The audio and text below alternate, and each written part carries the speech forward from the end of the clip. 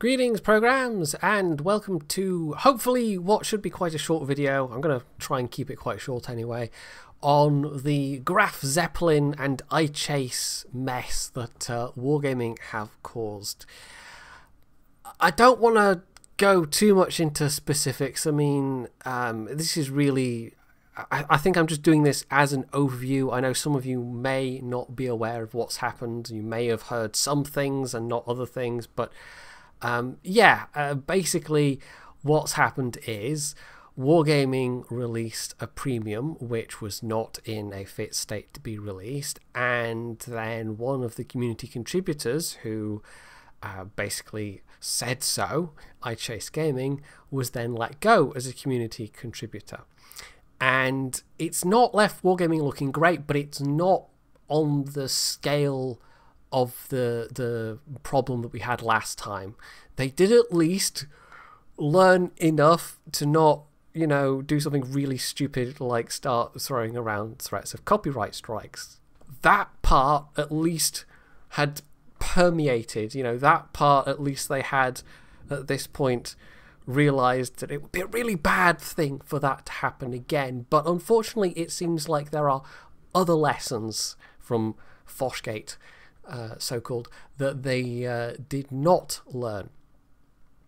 So what the issue is a premium, a brand new premium ship that was come out for World of Warships, a premium carrier called the Graf Zeppelin. And it's not good. It's not in a good state. Now, it's actually kind of in some ways an inverse of the Chrysler K Grand Final situation, where it was a premium that came out that was rather too good. This time it's a premium that's come out that isn't finished, essentially. It feels unfinished, and it was for a while in the testing in a state where it was also rather too good for being a premium vehicle. And Wargaming at least didn't release it like that. That's not the issue we have here. But what they did do is put it out at full price, like £45, which is like $50+ and probably roughly the same in euros. So not a cheap premium by any means. They put it out in a state where the consensus is it's just not particularly playable. It's not really fit to be sold for full price. And Wargaming's response and what they did with IChase has kind of compounded that a bit.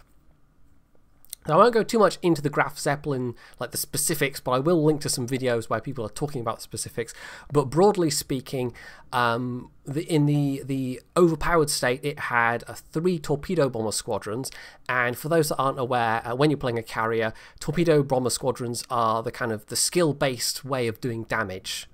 There's no RNG in torpedo drops at all. It's you, the player, in control of the torpedo drops, and so if you mess it up, it's on you, but if you hit it right or you get an inattentive player, it's a certain amount of guaranteed damage. And that's how you help your team when you're playing a carrier. It's like any other class of ship. You try and do damage. Carriers also, of course, have that air control component, and the fighters basically haven't changed through the different iterations. The fighters were always on the weak side. So the fact that it could do quite a lot of damage with the torpedo bombers, too much damage really, and it was too effective essentially against destroyers in particular, that was a problem. And so although the fighters were weak, it was kind of made up for by the fact it could do a lot of damage, but it wasn't a good state for the ship overall. Wargaming then made a fairly last-minute change with, I don't think it was that last minute in terms of changing it to dive bombers, and dive bombers are the other way that you can do damage with a carrier, but they're far more RNG based, both in terms of actually landing the hits and then getting fires, because most dive bombers are like they're HE bombers. They drop a bomb, it hits, does a bit of damage, but it also has a chance to set a fire, and then you can get ticking fire damage. But it is very RNG. It's like playing old school artillery in World of Tanks. It's a complete dice roll. Even if you're doing a manual drop where you, the player, are controlling exactly where you want it to go, there's no guarantee that you'll get the hits or the fires. So just having a carrier that relies exclusively on dive bombers to do damage is problematic. It still doesn't have good fighters, bear that in mind. But then what Wargaming also did was introduce a different kind of bombs, armor-piercing bombs. Now, those are already on another premium carrier. They're more effective against particular targets, so they're already kind of a niche thing, AP bombs. But what they additionally did with the AP bombs on the Graf Zeppelin is they introduced a huge delay in the actual drop from you selecting where you want them to drop to them approaching and then the bombs finally hitting was 9 seconds, which doesn't sound like a lot, but in the context of somebody dodging out of the way is ample time. Of course, you can do auto drops as well, where you just select the ship and it's a wider drop circle, so there's less chance of getting the hits. But you know, that's just less effective overall. So essentially, the ship came out with one usable setup, and it was entirely an RNG-based setup. The other setup, the AP setup, was almost unusable. Even extremely skilled players came out saying this is almost unusable. And so that is, you know, none of that's great. But what's worse is the fact that people have taken the fact that the UI, the actual user interface of the game itself, has not been changed in any way to accommodate this new drop mechanic. Kind of makes them feel that this was not ever intended to go out as is, that it's been rushed out the door without the actual client being updated to accommodate that, with the UI to being updated to accommodate that this has been done as a proof of concept and then they've just slapped a for sale sticker on it. Because what happens during the drop with the AP bombs is that you don't get any indication as a player. You make the drop, and with the normal bomb drop, you have the circle being green where you've selected to make the manual drop, and once that drop's locked in, the circle turns yellow, the planes circle round, you get the little animation, they drop their bombs, and it looks fine. But you can actually see videos of the AP bombs being dropped, and there's just this big long pause where it seems like nothing's happening. And also it seems like what can happen is that once the bombs are committed, and theoretically the bombs are falling through the air and your planes are actually flying back, it looks as though the planes actually still have their payload. And if they get shot during that time, if they get shot down during that time, even though theoretically the bombs are already falling on the ship, it seems like it's entirely possible that you would actually have fewer bombs falling on the ship because the planes have been shot down, even though the bombs are theoretically already on their way from the planes. So this is why it feels like it's an unfinished product that's been pushed out the door early. As to why it's been pushed out the door early, well, the answer is quite simple. Gamescom. Wargaming had obviously committed themselves, you know, it had obviously been written down more or less in stone. We're going to have this ship out for Gamescom. And it has been tested for a little while. You know, the Graf Zeppelin's been in the works for a while. It might even have been, was it last year they confirmed there was going to be a Graf Zeppelin Premium? I don't know, but it's been, you know, quite a while. And they'd obviously committed themselves, it's going to be out for Gamescom. And once they realised that if they put it out with the Torp bombers, that would be a problem, they then decided to do this dive bomber setup. But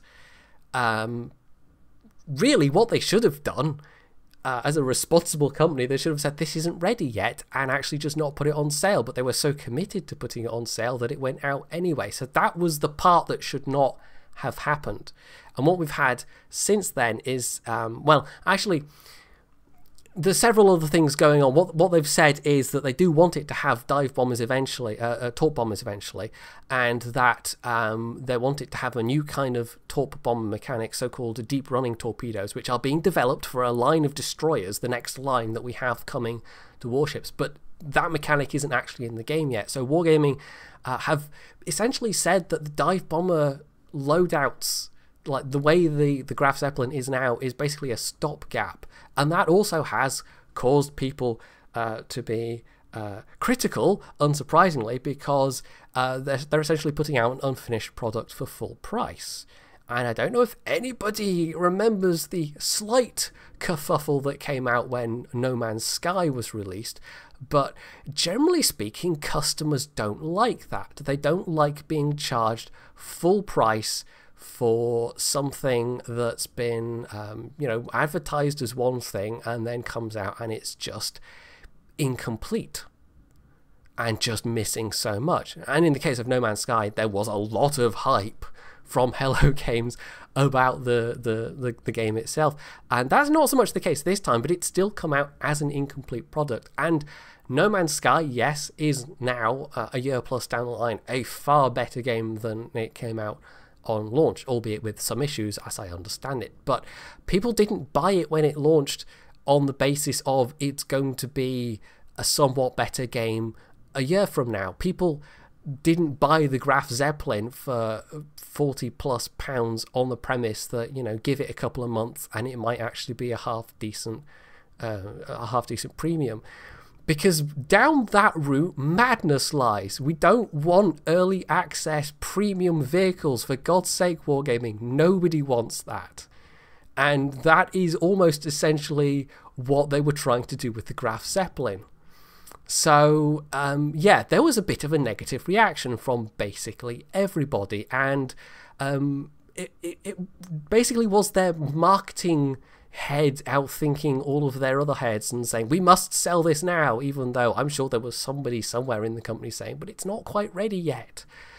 They just committed to doing it, and they did it, and inevitably this was the fallout.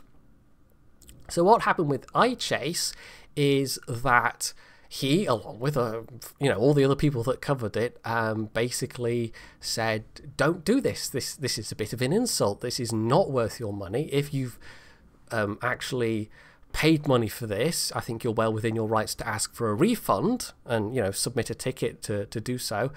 And he also said, and this is the bit that got him into trouble, and frankly I think it was at best mildly intemperate language, but anyway, he basically said that this was a kind of level of mistake or incompetence with this decision that somebody's job should be on the line. And I don't think, from the context, personally, me watching that video, I don't think he literally meant he wanted somebody to get fired, which is how, it was apparently taken at Wargaming. And bear in mind, iChase is a US, he's a North American based YouTuber, community contributor, or he was a NA community contributor, and I think it's not exactly an unheard of expression when you're expressing, dissatisfaction at something, that's something that's turned out really bad or whatever, that somebody should be fired over it, as an expression. And I think that's how he was using it, as an expression. He wasn't literally picking on an individual named person and saying, I think so and so should be fired because they're terrible at their jobs and they're incompetent, and you should all write them nasty postcards. And no, it was nothing like that, and it wasn't anything close to Fosh's tirade. Fosh had a good old proper expletive-filled rant, and iChase did drop a couple of choice words, which was significant in of itself, quite frankly. If you watched any of iChase's videos, you'll know that, like myself, he's not one that really swears a lot. And so if he does start dropping an F-bomb here or there, you know that he genuinely means it, and he's genuinely angry and exasperated that it's come to this, because the whole thing was a rather anti-consumer move by Wargaming. It was a rather cynical move to put out the Graf Zeppelin despite it being blatantly not ready. I don't know much about carriers, but I know enough to know from what I've seen and read that this ship should not have come out in the state that it did. So he was let go as a community contributor, and was maybe not very pleased about that. I wouldn't be. The long and the short of it is that Wargaming have now, in the space of about a day and a bit, the whole thing has taken less time than previously, but they have put their hands up and said, oh, yeah, okay, about when we were saying the Graf Zeppelin is fine and that IChase had, you know, clearly breached our standards for being a community contributor. Yeah, about that. Maybe we made some slight mistakes. So what's happening is that IChase has, as far as I've read, you know, he posted on Reddit that he's electing to not be a community contributor, even though I think they would probably re-offer him the position. You know, this is pretty much what happened with Circon, and Circon actually made a rather ill-judged joke that did name a specific person. Yeah, that's fair enough. I absolutely understand that. You know, I walked away from being a community contributor for a reason, and you're probably aware I've been entertaining thoughts of, you know, well, maybe it would be, you know, I could go back and be an EU community contributor once again, and those thoughts have receded somewhat, so I really can't blame IChase for just being thoroughly fed up, because pretty much in their own words, Wargaming have said that it was an overreaction, that they were too hasty in doing this, and I mean they've kind of, you know, with the response, they've redeemed themselves a little bit, but just the fact that this has all happened again, and that their first instinct was to brazen it out and say, no, the Graf Zeppelin is fine, IChase stepped over the line, everything is good here, you're all just, you know, completely in the wrong. Let's just ignore the entire, you know, expert reaction to this ship and the community reaction, and let's just ignore the context of what IChase was saying and concentrate on a few specific things that he said. And they've come to, you know, the apology a lot quicker this time, but it doesn't really sit well with me. I don't think it really sits well with IChase, and I don't think it really sits well with a lot of people. As for the Graf Zeppelin, as of recording this, they've pulled it from sale. It was on sale on EU and NA, possibly other servers at this point, I'm not sure, but they've pulled it from sale, they're taking it away, and it will be on sale again at some point once the deep dive torpedoes have been introduced. But for the meantime, the only people that you will see with Graf Zeppelins are the ones that sprung for it. They've also relaxed their refunds policy, and anecdotally they were giving people refunds over and above what they already, you know, like the normal refund policy for a premium is that if you haven't played it, you can get a refund for, I think it's a refund for gold, you know, you get the gold equivalent given to your account, but it seems like they were already starting to relax that policy before they officially announced that even if you've played it multiple times, yeah, you can get your gold back, basically. So, that's a good response from Wargaming, and to then say, okay, we're going to pull it from sale until it's ready properly to be on sale, and as a bonus, those people that have it and choose to hang on to it, there'll be a special camo just for them, and there might have been one or two other things as well. So the damage control again has gotten there in the end, but the fact that this happened, the fact that the first instinct was to tell people on the forums, you're just not playing it right, you'll get used to it, you just need to practice. No, there was something clearly wrong with this ship. People pointed out there was something clearly wrong with this ship, and the effect has overall not been a good one, because it's left a lot of the community contributors and just other YouTubers generally, you know, wondering, well, specifically the community contributors, because, you know, they're the ones that can get booted out of the program. It's left them wondering, well, how much am I allowed to say now? You know, how much can I get away with saying without just being kicked out as well? So I think this has just left a bit of a sour taste in everybody's mouth, and Wargaming's going to have to keep their copybook unblotted for quite a long time to come before they can, you know, put this behind them, because it was not a good error to have made, and it really was. You know, money at the heart of it. It was wanting to put this thing on sale before it was ready, and then getting all defensive when people pointed out it wasn't ready. So that's that. more drama. Didn't affect me directly this time, because obviously I'm not a community contributor myself anymore. But, you know, I was considering going back. I was thinking, you know, maybe after Christmas sometime.